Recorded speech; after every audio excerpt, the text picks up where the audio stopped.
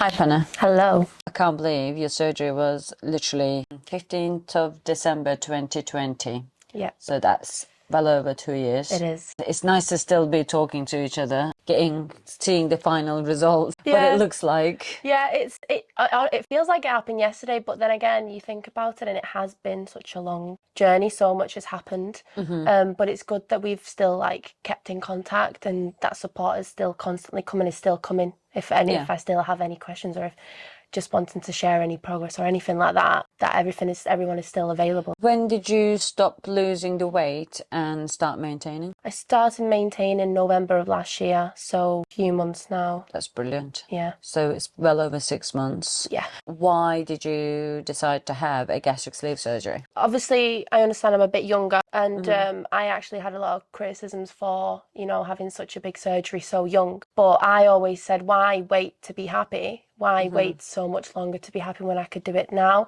I was 118 kilos, which at the age of 20, for me personally, was very unhealthy. I was having a lot of issues with my ankles, with my back, and just my general wealth of being. I'd always been overweight throughout my whole childhood. I'd always struggled with trying fad diets here and there, thinking it was working, losing a pound or two, gaining 3 back. It was just like a never ending cycle. And I just thought I'd had enough. I'm coming into my 20s now. This is when, life really begins. Do I want to start it with a negative, or do I want to just kind of... I think you done amazing. But you weren't the only person, were you? I mean, No. how did you meet us? Tell people about that. Yeah, so my mum had the surgery before me. She actually had it exactly a year before me. And I went on the journey with her. Before she had her surgery, obviously she'd also struggled with her weight as well, ongoing fad diets here and there, and having 4 kids, it takes its toll. And you didn't want her to have it? No, I did not. I helped her with the research, looked through the company with her, looked at what the gastric surgery actually even entails, what it is. And I went with her for her surgery, saw how she was looked after, the whole experience, everything. And I was, funnily enough, I was actually against it at first, because I was like, I don't need surgery. Amazing for you. I can carry on with my diets and my exercise that I'm never going to do. And then it just hit me, and I was like, no, my mum's so happy. She's practically glowing, and she's healthy, and she's living such a better life, even though she did it a bit later on in her life. Her life just did a complete 180. She's just full of joy and just feeling amazing in her own skin. And I'd never seen that. I'd never experienced that myself. And I was like, I'm ready to experience that now. And it kind of took you the whole year to actually come back and do the surgery yourself. Yeah. But I think that was important because it kind of gave you the opportunity to go through your mum's journey with her. You knew exactly what you were getting yourself into. Yep. Exactly. So and how did people react when you decided that was it, you were going? Funnily enough, I had some friends that were supportive. I had some friends who weren't so supportive. Those friends are no longer with us, of course. My close family were first a bit sceptical. They were sceptical with my mother. They was a bit sceptical with me. My mum supported me all the way through. My partner supported me all the way through. He's been with me from when I was 118 to when I am now 71 kilos. The friends that I did have in my closer circle all supported me as well. They were a bit shocked at first because they didn't understand it either. They just heard surgery. Losing weight. Surgery. Yeah, losing weight, surgery. Yeah. And they were like, are you sure that's safe? Is that going to be okay? Obviously, it was a lot of chats between each other, between ourselves. I explained to them exactly what would happen. And they were like, listen, if this is what you want, if this is what's going to make you healthy and better, do it. We're fully here to support you. Why wait till later on in your life to do it?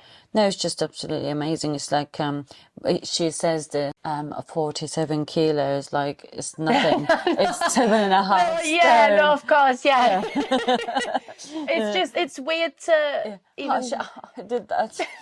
So easy. No, it wasn't easy. It was an easy option, wasn't it? Yeah, no, that's my biggest pet peeve. Yeah. I see so much criticism over it on the internet saying, took the easy way out, getting surgery. It's not. If people actually did their research and looked into what goes into after the surgery, it is absolutely not. If you are choosing the right company, if you did your research, the right equipment's being used, the surgeon's experienced, and the hospital is good, that is the easiest part of the whole journey. Yep. And it's what happens after That's makes the real... what basically Yeah. kind of separates us from the other everyone else, and also our patients. I mean, I just love seeing glowy, healthy, people that who actually looks after themselves and takes pride in themselves, and you have knowing you have the right support to do it with. Absolutely. Obviously, you kind of had the experience before, but what was your experience after the surgery? You've seen your mum. Yeah, I saw my mum. I don't live with my mum, so I didn't see what she went through day to day, but we obviously still spoke every single day. But my personal experience was at first actually harder than I thought. So obviously, bearing in mind I got it done just before Christmas. Oh, that was clever. That was very clever of me. Sitting there at the dinner table, everyone eating, and I'm there with, I think my mum had made me some like blended chicken soup because I'd just gone on to puree food. So obviously the first 2 weeks is completely liquid. That was the hardest 2 weeks of my life. I seem to remember that actually. It's crazy to think that all I could do was take tiny little sips, otherwise I would just be completely too full and just... It was, mentally, it was a lot. Obviously sitting at a table, seeing other people just normally eating, and I'm there with a little cup of soup, It is definitely a life-changing moment, especially at Christmas with your Christmas dinner. I don't actually allow people to do that anymore. Really? Yeah. Oh. It's hard. It's very, very hard. I know for some people, we still do it. The conversation's always had, it's Christmas. You're going to be surrounded by, people, food and drink, and, it's a family time. Yep. And do you really want to put yourself through that extra bit of pressure on top of the Christmas that it is? You survived. Yeah, I survived. Like, it wasn't the end of the world. I had an amazing Christmas dinner the year after. Obviously a lot smaller, but it was still a good Christmas dinner. But the first 2 weeks is obviously liquid. That was very difficult. And then, to be fair, for me, the puree stage was harder because you think that you're actually making progress, and you are making progress, but you're still on puree food. So it's kind of a little of a mind bend. And then once I got onto soft food 2 weeks after that was when I thought, oh, I can maybe challenge myself to maybe just eat a little bit of no, absolutely not. And that's where it gets really tricky. That's where people start to misunderstand a little bit, because it's like, oh, you can eat any type of soft food. No, absolutely not. So you think you're sat there eating a soft sandwich or like a soft no, can't go anywhere near that. Absolutely not. I was still on scrambled eggs, so... That is soft food. How is your hunger levels? My hunger levels now are low. It's all mental. I did suffer with a binge eating disorder before, but I kind of overcame that before the surgery because 2 and 2 can't go in hand. So at the moment, I've completely overcome that. My actual hunger levels aren't really anywhere to be seen. You're still good. It's all under control. It's all completely under control. It is mainly just like head hunger, like, when your eyes are a bit bigger than your stomach, literally, and you put a bit more on the plate thinking you can eat it, and then you're like, oof, no, actually, I cannot. Are you still on the starter portions? Yes, I am. I have noticed my portions grow a little bit in the past few months since I've been maintaining. I think because I'm keeping my active amount of calories that I'm burning. I suppose if you're exercising five times a day, 5 days a week, 5 days a week. No, you're eating 5 times a day. Yeah. So you need to kind of like fuel your body. Yeah, I do. I can't just kind of... that's what I've kind of taught my body to start doing, because I do exercise quite a lot now that I can. I've not got all that extra weight on me. My body does need more fuel now. You can tell what's good and what's fueling your body. Yeah. And what's just rubbish and just don't do anything. Mainly protein. Just protein. Yeah. I just want people to kind of like look at you and go, this is what I look like if I do it right. Yeah. Trust me, I've had some bumps along the way. So my journey is in no way perfect. I have been the person to be like, oh, I can have a little taste of that piece of cake there that's a bit maybe too sugary for what I'm used to now. And then unfortunately, having the afterwards isn't the best feeling ever with dumping and everything. But it is just about listening to your body, listening listening to when you're full, not crossing that boundary. And you're basically, after the surgery, you're relearning your body completely. It's like the way that we describe it. After the surgery, your stomach is set to when it was 6 months old itself. Obviously, when you were 6 months old, it was your mum feeding you. Yeah. But now it has to be you to do it. Yeah. And you're learning every day. You've done a fantastic job. Thank you very much. Honestly, 7.5 stone. What would you say, like, the most life-changing thing about that much weight loss? The fact that I can move and walk around in public without being stared at, but that's just the aesthetic side. The main life-changing moment for me was actually, I had a very big thought about it. It was the first time I went up the stairs and I didn't run out of breath, and I was like, maybe I could start working out. Maybe this is now when I can, you know, go on a treadmill to actually run. And I remember I've completed my first 10-minute run with no stops, and I was like, oh, okay, so this is where real stuff starts happening. And since then I've just been on the move, not on the go all the time. So I do go to the gym quite a lot. I love to go on hikes now. I used to hate walking. Now I love walking, and just feeling great, putting on clothes, looking in the mirror and just being like, you know what? How long did it take you to get to that level? I mean, the reason I asked, I was with a lady yesterday who was, when I looked at her, I didn't recognize it was her. And I was like, oh my God, she looks so good. And I was like, oh, I wonder what she wants, because, you know, there is nothing wrong with her. Yeah. Because it was a consultation there. And then when I start talking to her and she goes, oh, I can't, you know, I'm not losing weight anymore and I stalled. You look amazing. It's okay to maintain. When does the head catches up with the rest of your body? My brain even now scatters a little bit sometimes. So some days I'll wake up and I'll think, oh, good job, you look amazing. And some days I'll wake up and I think, could you maybe lose a bit more? So that, for me, I think for anybody that's gone through this, it's always like a scatter. I think for me, it was as soon as I can't pinpoint exactly when it kind of dropped for me that, oh my gosh. It takes time, doesn't but it? it takes a lot of time. I'd say only in the past few months, even now, after all this time, since I've started maintaining, I think actually that I've started constantly just thinking, do you know what, good job, like, you know, you are where you need to be now. You don't need to lose anymore. You don't need to do anything. Don't feel guilty about eating the amount that you're eating now, because obviously it's more than what I did 2 years ago. Naturally, and just start enjoying it instead of focusing on it, and instead of being so OCD about, oh, I've not lost this much this week. Yeah, I know. It's not about how much you lose anymore. It's how you feel in your new skin and what you do with it, having the right choices already made. Just being careful with, you know, it's not even being careful. If you actually made the right choices and right habits. Yeah, exactly. I mean, the results show it. You and don't just enjoy it. Yeah, exactly. You don't just have the surgery and then go back to eating the same way you did before. That's because then there's no point. And also, you physically cannot. You can't eat the amount of it. No. But you can still make the poor choices. You can. And that's where it gets difficult. And that's why it really gets on my back when people are like, it's the easy way out. No. Only you know what you had to do. Yeah. It's easy for people to say, oh, it's 2 weeks of fluids and 2 weeks of puree. You go through that 2 weeks. Like if you're eating the same thing, it's hard. Yep, it's very, very difficult. It is definitely. And then, okay, you've gone through it and you think, oh, it's okay now, I've gone through this whole 2-2-2 thing. I can eat whatever I want to. No, because now you're just relearning what you can actually digest and what you can't digest. Because you think, oh, I'm on normal foods now, I'll have a chili con carne with rice. No. You're going to have to completely rethink that, girl. That's not happening. That's not happening. And even just as simple as, you know, having a drink whilst you're eating. I get a bit brave now, 2 years later, where I think, oh, you know, I've just I'll have a sip or two. No, still can't. I'm on the couch like this. No. Because you just can't do that anymore. Don't you like that though? It's like constant reminder. Yeah, it is. I had to do something. You back to reality. Yeah, that you know you had this. You know you can't do this anymore, unfortunately.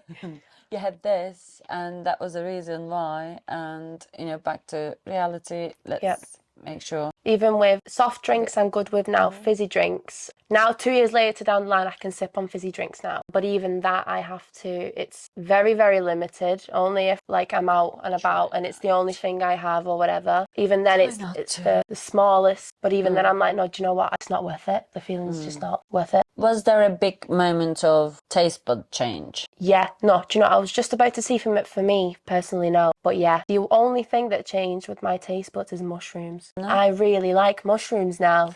Really? Yeah, and if you know me, I despise mushrooms. Wouldn't go anywhere near them. The taste, the smell, the texture, nothing. And now I love it. It's one of my favourite ingredients. My mum had a few taste bud like differences. I think can't quite think what it was. Can't quite think what it was, but I know she went through some as well. People who didn't like savory stuff, now they're into savory stuff, and people didn't like fish, now they're into fish. Yeah, but that was the only thing for me. Nothing else really changed with my taste buds apart from that. So what would you say to people your age considering surgery, or you can be as honest or not about it as you want? Did you find it life changing enough to actually put yourself through that again? Would you do it again? Yeah, absolutely. Really? Yes, absolutely. Okay.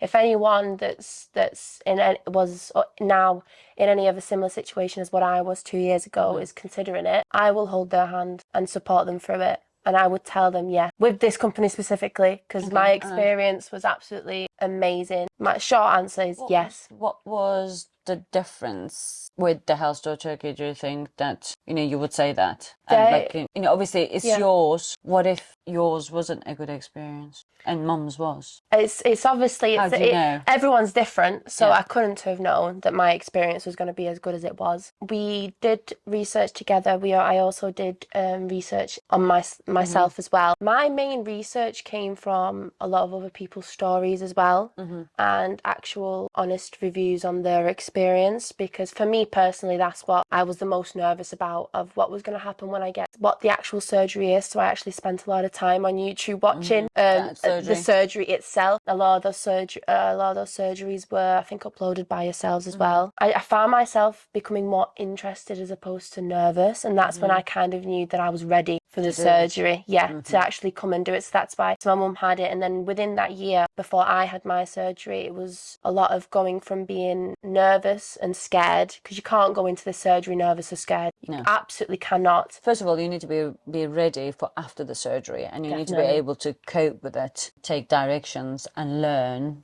how to behave after the surgery. I think that's what people go wrong. They think that it's just easy after that first few weeks of the surgery as well, especially where they start to eat a bit more normal foods. They think it's more normal, and it's not. It is a complete 180. And it's very, very strict. If you stick to it, it's so worth it. Anybody who's considering, I think you are well able now to walk through anybody with any kind of surgery. I mean, I could go step to step as to exactly what I went through, the preparations that happened when I arrived there, before my surgery, and then everything that happened after my surgery, all the aftercare that I got and everything. I couldn't have been happier. And we have a special thanks, don't we? Okay. To Oik, yes, absolutely. Without her, I don't think I would have felt as good being there, but also she just brought a bit of sunshine into the room as well, especially straight after the surgery when you're a bit groggy. Just the support. So whilst obviously people are there, we have the 24/7 patient coordinators. We've grown since you came, so we're about 30 of us now. Wow. And we still do 5 surgeries a day. Oh my goodness. Yeah. Wow. We don't actually we didn't increase the number of surgeries per day. We still do 5 surgeries a day. We do dental, we do hips and knees, and we do other things, plastics, and that our the doctor patient, the patient coordinator ratio is very personal. So we just want to be able to spend time with you, because a lot of people do come without a companion now, especially after the pandemic. People are using their holidays to do it. So I was very happy with that as well, because my surgeon, obviously, they come in, they greet you, they introduce themselves, they have a talk with you, they themselves, even though you might have already researched the surgery, they actually come in and talk to you about it in detail as well. And you just, even though you are ready, you're there, you're ready to have the surgery, it just still adds a level of, okay, yeah, I'm in the right hands. Yeah. And you're not being pushed through the system. No, absolutely You're not a not. conveyor belted into having a surgery. No. It's just taking time, and we know who you are, why you're having the surgery, and what Exactly. you didn't have any medical conditions, but a lot of people do. So that's important to kind of know that they've been taken care of and everything And give them else. the time and just... How do you feel about plastic surgery? Plastic surgery.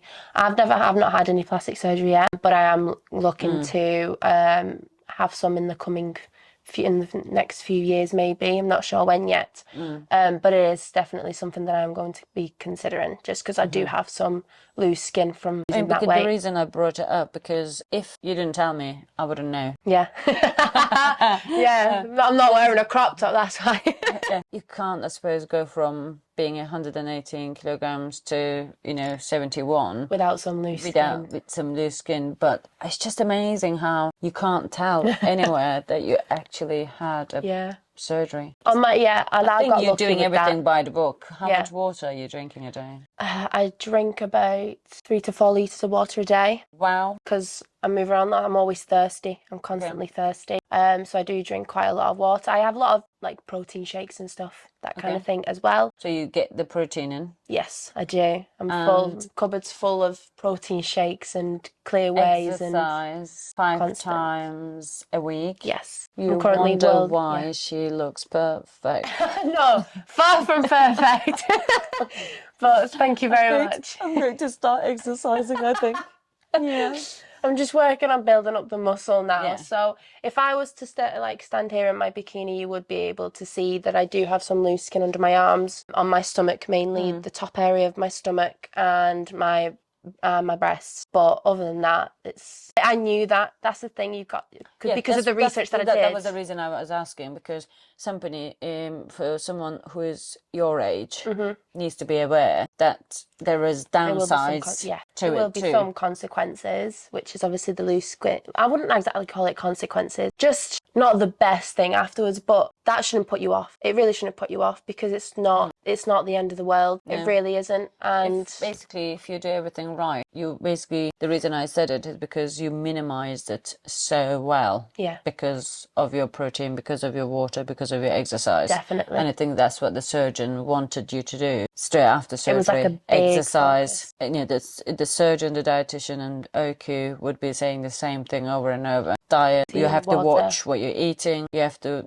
get your water intake, and you have to exercise. Yeah. At that order. It's a constant thing. You can't just all of a sudden and you're the way that you are. Yeah. It is a lot of work, even years afterwards, to just maintain it. Well, you've done really well. Thank you very much. Say hello to your mum. I will. And it was great to see you. It was nice to see you too. Thank you so much. Thank you very much. Cheers.